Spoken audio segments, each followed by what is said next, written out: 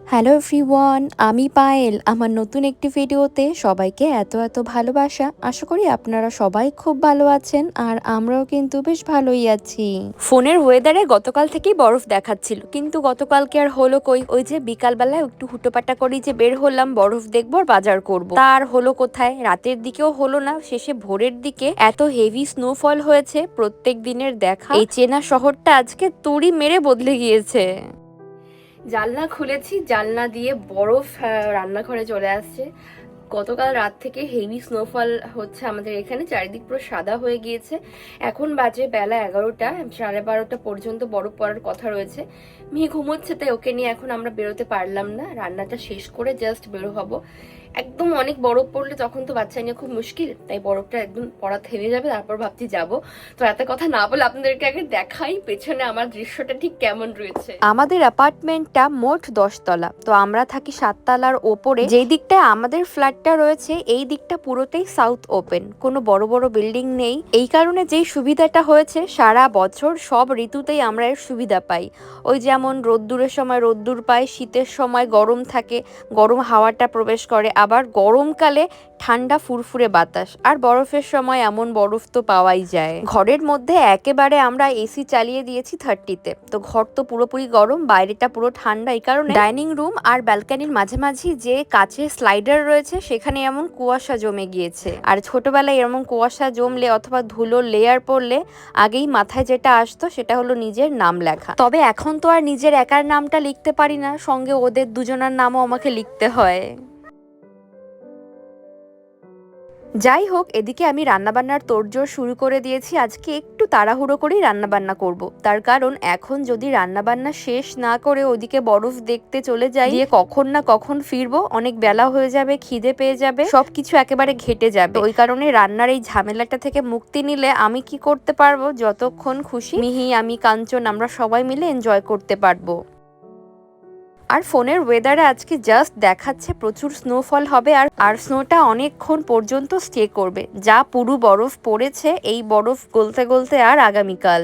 আজকে বরফ তো পড়ছে, সঙ্গে হাওয়া হচ্ছে, আর হাওয়ার কারণে আমার এই রান্নাঘরের কার্নিশে যে বরফগুলো জমে যায় সেই ব্যাপারটা আজকে আর হচ্ছে না। তবে যেটা হচ্ছে সেটা হলো বরফ দেখার চক্করে যখন আমি জানলাটা ওপেন করছি, ওই হাওয়ার সঙ্গে সঙ্গে বরফের যে ছোট্ট ছোট্ট পার্টিকেলস সেগুলো জানলা দিয়ে চলে আসছে। আর জানলার একদম সামনেই থাকে আমার এই গ্যাস ওভেনটা। তেলের উপর এই বরফের পার্টিকেলস গুলো পড়ে জল ছিটে আসতে পারে, আর বিপদে তো ঘটতে পারে, তাই না? তো ওই কারণে আমি জানলাটা বন্ধই করে দিলাম। যদি হাওয়াটা না থাকতো, বরফ দেখতে দেখতে দিব্যি রান্না বান্না সারতাম।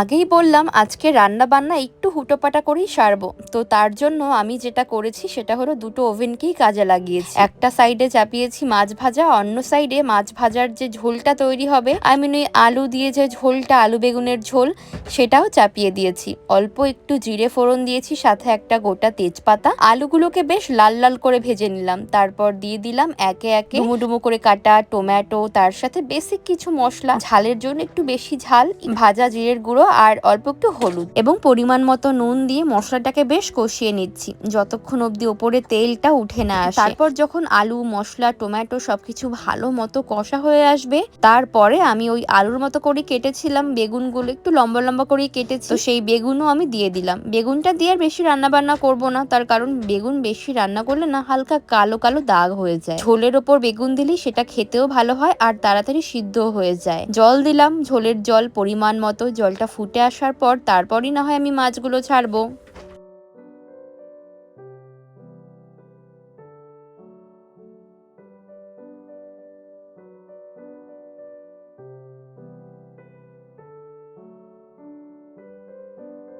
পাবদা মাছ এমনিতেই যা সুখী, একে আর কি বেশি রান্না করব।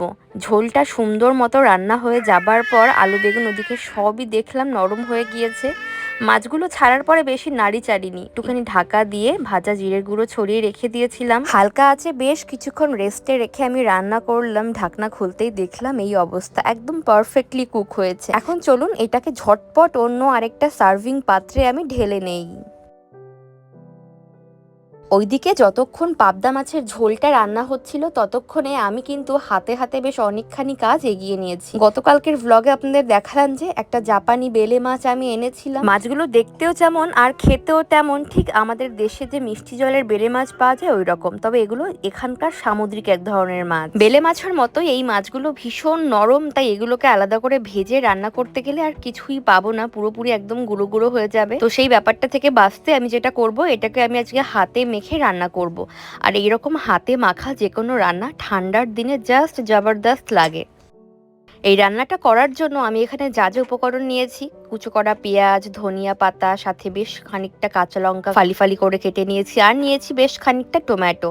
এইবার এই সমস্ত কিছু অল্প একটু জিরে গুঁড়ো, হলুদ গুঁড়ো, লঙ্কার গুঁড়োর সাথে মেখে নিয়ে বেশ খানিকটা সাদা তেল দিলাম, পরিমাণ মতো নুন দিয়ে ভালো মতো মেখে নেয়ার একদম শেষে দিলাম মাছগুলো আগে ভাগে দিয়ে দিলে একদম হাতের চাপে চাপে এগুলো ভেঙে যেত, তাই সমস্ত উপকরণ মেখে নেয়ার পর তারপর শেষে মাছগুলো আলতো হাতে আমি ভালো করে মেখে নিচ্ছি।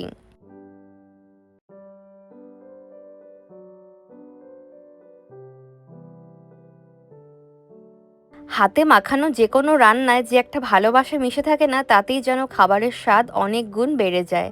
ভালো করে মাছটা মেখে নেয়ার পর দেখুন এর রংটা কি দারুণ এসেছে।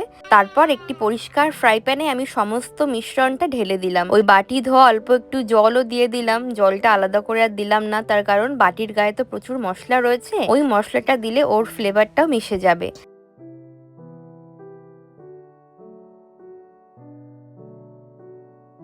যাই হোক, ভালো মতো এখন হাই ফ্লেমে ঢাকা দিয়ে কিছুক্ষণ রান্না করলাম। একদম অল্প সময়ের মধ্যেই দেখুন কি দারুণ রংটা ধরেছে। সমস্ত জল শুকিয়ে পেঁয়াজ, টমেটো, ওদিকে লঙ্কা, মাছ সুন্দর মতো সিদ্ধ হয়ে গিয়ে কি যে দুর্দান্ত একটা স্মেল বেরিয়েছে। কখন যে গরম ভাতের সঙ্গে এটা ট্রাই করে দেখব, তার জন্যই অপেক্ষা এখন। যাকগে, আমার রান্নাবান্নার দিকে কমপ্লিট। তড়িঘড়ি করে আজকে আমি কোনো রকম কিচেনটা ক্লিন করলাম। বাসনগুলো এখন আর ধোবো না, সিঙ্কের সাইডে সরিয়ে রেখে জাস্ট রেডি হয়ে আমি এখন বাইরে বেরোবো। কাঞ্চন আর মিহি ওরা দুজনে কিন্তু বেরিয়ে গিয়েছে। আজকে ভীষণ হুটোপাটা করে রান্না করলাম, তার কারণ আমি ভাবছিলাম কতক্ষণে বাইরে যাব, একটু বাইরেটা আগে দেখে নিই। ও মাই গুডনেস, দেখুন পুরো সাদা হয়ে গিয়েছে। তো আমি রেডি হয়ে নিয়েছি, আর কাঞ্চন আর মিহি ওরা চলে গিয়েছে বাইরে। তো আমি এখন সব জায়গায় স্নো ম্যান বানিয়েছে সব বাচ্চারা, আর স্টিল স্নো পড়েই যাচ্ছে। পায়ের কাছে পুরো বরফ পড়ে। বাড়ির পাশের এই ছোট্ট পার্কখানাতে আমি তো আগে পরেও এসেছি। প্রেগনেন্সির সময় বেশিরভাগ দিন দুপুরবেলায় আমি এখানে সময় কাটাতাম। আজকে সেই একই পার্কে আমি আমার সেই পেটের বাচ্চাটাকে হাতে নিয়ে কোলে নিয়ে ঘুরবো। ভাবুন কি নস্টালজিক ব্যাপারটা।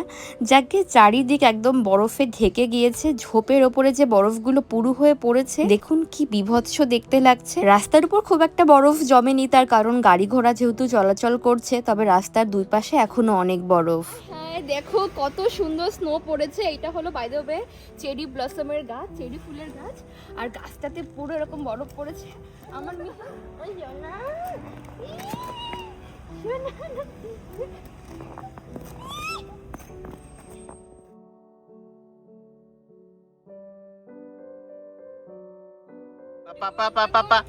বুকি বুকি বুকি বুকি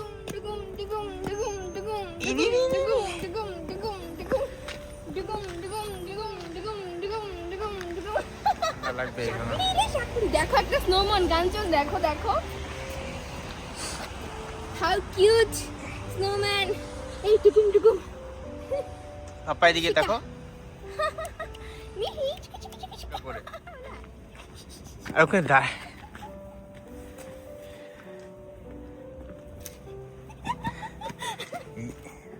গাছের নিচেও বরফ পড়েছে, তবে গাছের পাতার যে বরফগুলো সেগুলো হয়তো গলে গিয়ে জল চুইয়ে চুইয়ে এমন টুপটুপ করে পড়ার পর দেখুন কেমন অদ্ভুত দেখতে লাগছে মাটির বরফগুলোকে। আমরা জাস্ট এই পার্কে কিছুক্ষণ সময় কাটালাম, দিয়ে এখন আমরা একটুখানি বেরোবো, সিটিটা এক্সপ্লোর করবো।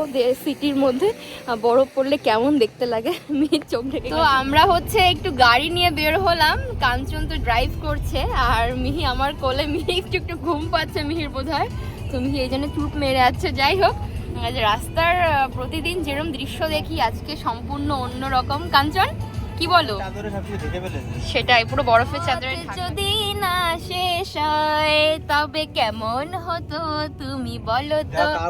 তোমার ঘুম পেয়েছে বেবি? ঘুম পেয়েছে? হ্যাঁ, ওর খাবার এনেছি বাট ওর ঘুম পেয়েছে বোধহয়।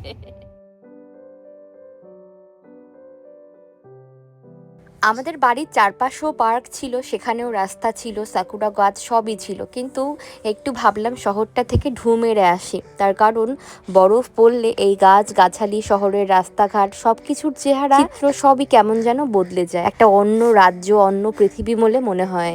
আমরা প্রায় চলেই এসেছি। আমাদের বাড়ি থেকে প্রায় 30 মিনিট দূরত্বে রয়েছে এই জায়গাটি। রাস্তার দুই ধারে রয়েছে সারি সারি চেরি ফুলের গাছ, আর এক সাইডে রয়েছে একটা সরু ক্যানেল। যদিও সেখানে এখন জল নেই, কিন্তু তারপরেও ক্যানেলের ওপর প্রচুর বরফ জমে দেখে মনে হচ্ছে যেন বরফের এক গোটা নদী। যাই হোক, কথা বলতে বলতে আমরা চলে এসেছি। এখন এখানে পার্কিং লটে গাড়িটা রেখে তারপর আমরা হেঁটে হেঁটে পার্কের ভেতরে প্রবেশ করব।